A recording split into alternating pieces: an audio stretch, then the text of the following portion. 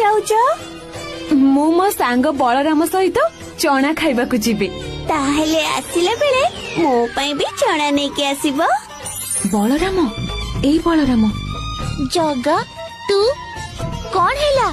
ଆରେ ମୋ ସାଙ୍ଗରେ ଟିକେ ଆସେ, ଆମେ ଗୋଟେ ଜାଗାକୁ ଯିବା।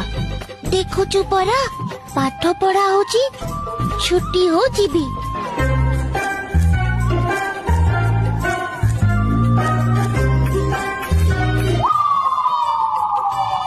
ଆହା, ବଳରାମ ଦେଖିଲୁ କେତେ ଗୁଡାଏ ଚଣା ଦେଖା ଯାଉଛି। ହଁ, ତୁ ଆଉ ଦେଖୁଛୁ କଣ? ଜଲ୍ଦି ଜଲ୍ଦି ଚଣା ତୋଳି ପକା, କେହି ଦେଖିବା ଆଗରୁ ଆମେ ଏଠୁ ପଳେଇବା।